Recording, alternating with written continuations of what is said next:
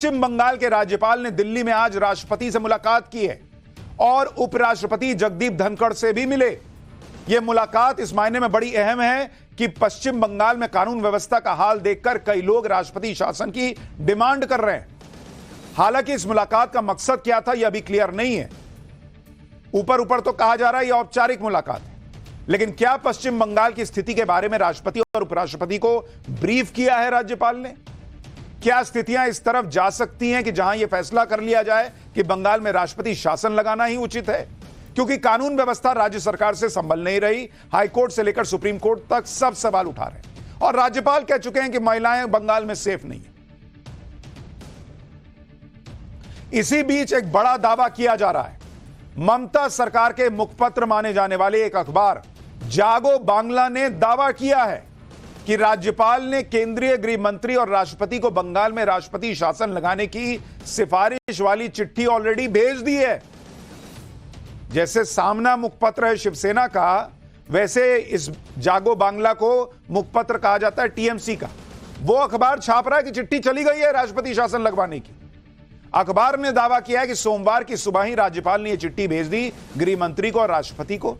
अखबार में लिखा है कि बीजेपी चुनाव नहीं जीत पाई तो बैकडोर से सत्ता हथियाने की तैयारी कर रही है। बीजेपी के एजेंट सीवी आनंद बोस, यानी राज्यपाल को बीजेपी का एजेंट बताया गया। इसमें असंवैधानिक खेल में जुट गए हैं। यह भी दावा किया गया है कि राज्यपाल पर दबाव बनाकर राष्ट्रपति को चिट्ठी भेजी गई है। एक चुनी हुई सरकार को गिराने की साजिश करके अराजकता फैलाने की कोशिश हो रही है। अब यह किसी को नहीं पता कि यह चिट्ठी गई है या नहीं गई है। टीएमसी का मुखपत्र किस हवाले से यह छाप रहा है। जैसे केजरीवाल जी को दिव्य दर्शन हो जाते हैं कि अब मैं गिरफ्तार होने वाला हूं, अब यह होने वाला है, अब ईडी आने वाली है, फलाना ढिमकाना। जैसे राहुल गांधी रातों रात ट्वीट करते हैं देर रात में कि भाई ईडी पहुंचने वाली है क्योंकि मैंने लोकसभा में कुछ कह दिया है। वैसे ही ममता बनर्जी की पार्टी के मुखपत्र को भी शायद यह पता नहीं कहां से पता चला है कि भाई ऐसी चिट्ठी राष्ट्रपति शासन लगाने की जा चुकी है। अब अगर यह सच है तो जल्द पता चल जाएगा। सच नहीं है तो फिर क्या यह ममता सरकार का डर है? उन्हें लग रहा है कि राष्ट्रपति शासन लग सकता है और पहले से ही विक्टिम कार्ड खेला जा रहा है। कोलकाता केस में ममता बनर्जी को लेकर इंडी गठबंधन चुप है, लेकिन आज सुप्रीम कोर्ट ने ममता सरकार की जबरदस्त तरीके से क्लास लगाई। राज्य सरकार, पुलिस, अस्पताल प्रशासन, सुप्रीम कोर्ट ने किसी को नहीं बख्शा। इस केस को जिस तरह से हैंडल किया गया उससे सुप्रीम कोर्ट भी हैरान है। सुप्रीम कोर्ट ने आज सुमोटो इस मामले की सुनवाई की और पूछा कि रेप और मर्डर को शुरुआत में सुसाइड क्यों बताया गया। परिवार को किसने बताया कि बेटी ने आत्महत्या की? क्राइम सीन को सील क्यों नहीं किया गया? कॉलेज के प्रिंसिपल पर एक्शन क्यों नहीं हुआ? उसे दोबारा नियुक्ति क्यों दी गई? महिला डॉक्टर के शव को देखने के लिए परिवार को 3 घंटे इंतजार क्यों कराया गया? एफआईआर दर्ज करने में इतनी देरी क्यों की गई? जब शव को रात 8:30 पर सौंप दिया गया तो एफआईआर रात 11:45 पर क्यों हुई? पीड़ित के वीडियो सोशल मीडिया पर कैसे लीक हो गए? मेडिकल कॉलेज पर हमला हो गया तो पुलिस क्या कर रही थी? यानी जो एक एक सवाल मीडिया पूछ रही है, हमारे जैसे पत्रकार पूछ रहे हैं, आम पब्लिक पूछ रही है, वही बातें सुप्रीम कोर्ट पूछ रहा है। और जो ममता बनर्जी के नेता कहते हैं ममता बनर्जी की तरफ उंगली उठेगी तो उंगली तोड़ दी जाएगी, जाके दिखाते आज सुप्रीम कोर्ट में यह जोश कि सर आप कैसे पूछ लिए बॉस। जो लोग मीडिया को जिम्मेदार बता रहे हैं कि मीडिया ने भड़का दिया, वो जाके कहते हैं आज कोर्ट में कि ना सर सब ठीक है, मीडिया ने भड़काया। वहां नहीं बोल पाए सर। जो ममता बनर्जी कह रही थी कि वाम और राम ने कर दिया, उनके वकीलों ने क्यों नहीं खड़े होकर कहा सुप्रीम कोर्ट में कि वाम और राम ने कर दिया? इस मामले में शुरुआत में जिस तरह की जांच हुई थी उस पर आज सुप्रीम कोर्ट ने जबरदस्त क्लास लगाई। सुनवाई के दौरान सीजेआई ने पूछा कि दाह संस्कार के लिए बॉडी कब हैंडओवर की गई। कोर्ट को बताया गया कि बॉडी रात 8:30 बजे हैंडओवर की गई। इस पर चीफ जस्टिस ऑफ इंडिया ने कहा कि बॉडी हैंडओवर करने के 3 घंटे बाद एफआईआर दर्ज की गई। सीजेआई ने कहा कि दोपहर 1:45 से 4 बजे के बीच पोस्टमार्टम हुआ। पोस्टमार्टम से यह क्लियर हो गया कि मर्डर का केस है। फिर एफआईआर रात 11:45 पे क्यों हुआ बॉस? अस्पताल के प्रिंसिपल क्या कर रहे थे? सीजेआई ने कहा कि जब माता पिता अस्पताल में नहीं थे तो यह अस्पताल की ड्यूटी थी कि वो एफआईआर दर्ज कराए। पोस्टमार्टम होगा तब एफआईआर होगी। एफआईआर क्या है? फर्स्ट इंफॉर्मेशन रिपोर्ट है, आप पहले ही दर्ज कराते। पोस्टमार्टम में जो आता सो आता, माता पिता को बाद में लगता वो बाद में कराते एफआईआर दोबारा, या उसमें कुछ बातें ऐड करते। सुबह घटना सामने आई, रात के 11:45 में एफआईआर हो रहा है और कहा जा रहा है कि हमने एकदम चौचक काम कर दिया, और वही प्रिंसिपल वहां से हटके दूसरी जगह प्रिंसिपल बन रहा है। सुप्रीम कोर्ट ने इस केस पर सुनवाई के दौरान अपनी पीड़ा भी जाहिर की। Chief justice of India D Y Chandrachud ने कहा कि यह सिर्फ अस्पताल में हुए एक रेप का मामला नहीं है, यह सभी डॉक्टर्स की सुरक्षा का मामला है। अगर महिलाओं को काम की जगह पर सेफ्टी नहीं दी जा रही है तो हम उनसे समानता के अधिकार को छीन रहे हैं। सुप्रीम कोर्ट ने कहा कि पीड़िता के फोटो और वीडियो पूरे मीडिया में फैले हुए हैं, यह बहुत परेशान करने वाली बात है। केस को देखकर यह पता चलता है कि वारदात के बारे में सुबह सुबह ही पता चल गया था, लेकिन प्रिंसिपल ने इसे सुसाइड बताकर केस को दबाने की कोशिश की और माता पिता को डॉक्टर बेटी की बॉडी नहीं देखने दी। सुप्रीम कोर्ट को लग रहा है कि प्रिंसिपल मामले को दबा रहा था और वो प्रिंसिपल यहां से हटकर दूसरी जगह प्रिंसिपल बन जाता है, और उसके बाद लोग कहते हैं कि ममता बनर्जी की सरकार की तरफ उंगली उठेगी तो उंगली तोड़ दी जाएगी। सुप्रीम कोर्ट ने सख्त लहजे में पूछा कि प्रिंसिपल क्या कर रहे थे, पुलिस क्या कर रही थी? इतना गंभीर अपराध हुआ, वो भी अस्पताल के अंदर, ये सब कर क्या रहे थे? क्या भीड़ को अस्पताल के अंदर घुसाने का काम कर रहे थे क्या? सीजीआई ने कहा कि स्वतंत्रता दिवस के ठीक पहले हाईकोर्ट ने सीबीआई को जांच सौंपी और आजादी की शाम को भीड़ ने अस्पताल पर हमला कर दिया। सीजीआई ने ममता सरकार को फटकार लगाते हुए कहा कि हम समझ नहीं पा रहे हैं कि आखिर कैसे सरकार अस्पताल पर हुए हमले को रोक नहीं पाई। चीफ जस्टिस ने सख्त लहजे में कहा कि हम एक और रेप होने का इंतजार नहीं कर सकते। सुप्रीम कोर्ट में सुनवाई के दौरान आज बंगाल सरकार और कोलकाता पुलिस को जबरदस्त झटका लगा। सुप्रीम कोर्ट ने अस्पताल पर हमले की घटना और हमले के वक्त बंगाल पुलिस के मौके से भाग जाने का गंभीरता से संज्ञान लिया। सुप्रीम कोर्ट ने अस्पताल की सुरक्षा के लिए सेंट्रल इंडस्ट्रियल सिक्योरिटी फोर्सेस यानी सीआईएसएफ की तैनाती का आदेश दिया ताकि डॉक्टर सुरक्षित माहौल में काम कर सके। सोचिए यह कोलकाता पुलिस के लिए कितनी बड़ी नाकामी है, कितनी शर्म की बात है, फजीहत की बात है कि पहले उनसे जांच छीनकर सीबीआई को दी गई, फिर वो अस्पताल को सुरक्षा देने का भरोसा भी खो चुके हैं और सुरक्षा का जिम्मा सीआईएसएफ को दिया जा रहा है। यह बंगाल की पुलिस में कोर्ट अदालतों का भरोसा रह गया है, पब्लिक का तो छोड़ ही दीजिए, यह अदालतों का भरोसा है बंगाल पुलिस में। और उसके बाद लॉ एंड ऑर्डर खत्म हो गया, राज्यपाल कहते हैं तो यहां मुखपत्र छापरा की चिट्ठी भेज दी गई है गलत तरीके से, असंवैधानिक तरीके से सरकार को गिराने की। सुप्रीम कोर्ट ने कहा कि इतने जघन्य अपराध और उसके बाद जो विरोध प्रदर्शन हुए, उस दौरान बंगाल सरकार से यह उम्मीद थी कि लॉ एंड ऑर्डर को बनाए रखने के लिए भारी तैनाती करेंगे। कोर्ट ने पूछा कि पुलिस के होते हुए उपद्रवी अंदर कैसे आ गए भाई? सुप्रीम कोर्ट ने डॉक्टर्स की सुरक्षा के लिए नेशनल टास्क फोर्स के गठन का फैसला लिया।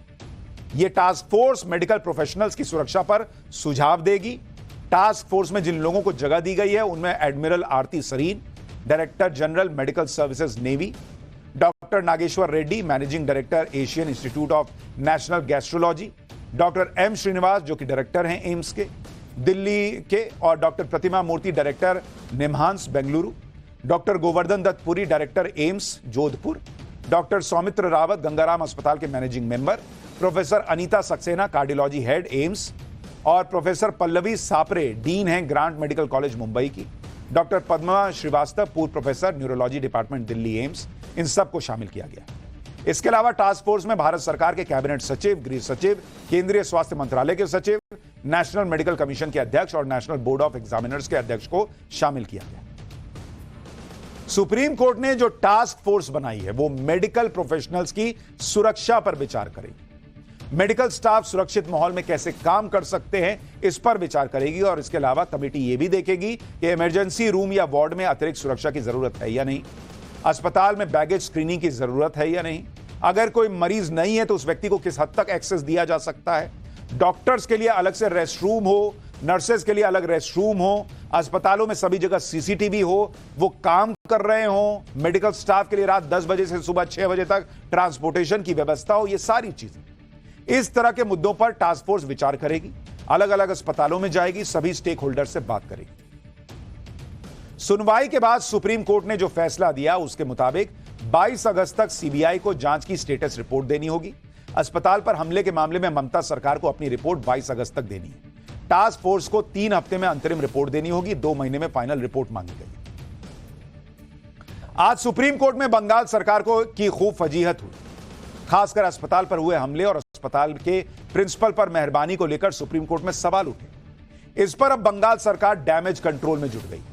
पहला डैमेज कंट्रोल यह कि मेडिकल कॉलेज में हमले के केस में कोलकाता पुलिस ने एसआईटी का गठन किया है।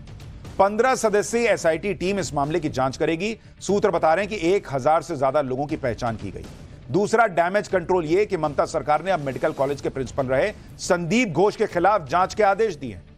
अब जाकर इनको समझ में आ रहा कि संदीप घोष की जांच होनी चाहिए।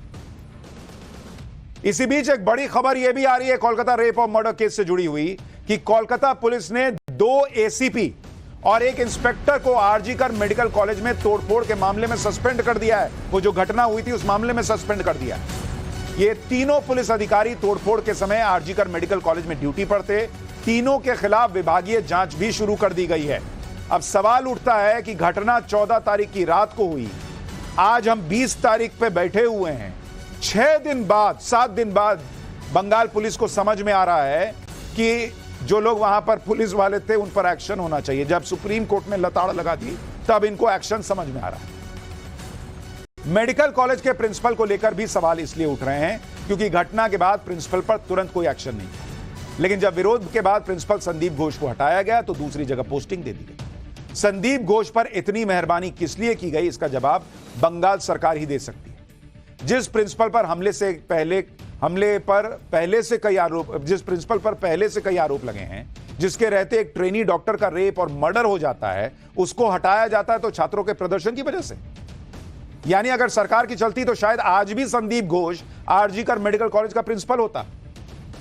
पहले कलकत्ता हाईकोर्ट ने संदीप घोष को लेकर सरकार को फटकार लगाई, जिसके बाद संदीप घोष को छुट्टी पर भेज दिया गया और सीबीआई ने संदीप घोष से पूछताछ शुरू कर दी। आज सुप्रीम कोर्ट ने भी संदीप घोष को लेकर तीखे सवाल पूछे। यानी जो संदीप घोष पहले कहीं सीन में नहीं थे वो अब जांच के दायरे में लगातार बने हुए। सीबीआई का शिकंजा संदीप घोष पर कसता जा रहा है। अब जब संदीप घोष को लेकर बंगाल सरकार फंसती दिख रही है तो अलग अलग तरीके से संदीप घोष की जांच हो रही है। बंगाल सरकार ने संदीप घोष के खिलाफ एसआईटी का गठन किया, पहले क्यों नहीं किया? संदीप घोष पर आर्थिक अनियमितताओं का आरोप है, पहले नहीं समझ में आ रहा था। 2021 से अब तक संदीप घोष के कार्यकाल की जांच होगी। 21 से लेकर अभी 24 तक सोए हुए थे। अब सुप्रीम कोर्ट की लताड़ के बाद समझ में आ रहा कि 21 से जांच करा लेते हैं। एसआईटी को आईजी रैंक के अधिकारी लीड करेंगे, 3 आईपीएस होंगे। 1 महीने के अंदर एसआईटी को अपनी पहली रिपोर्ट देनी होगी। कोलकाता पुलिस ने भी संदीप घोष के खिलाफ केस दर्ज किया है। अब समझ में आ रहा कि केस दर्ज करना था।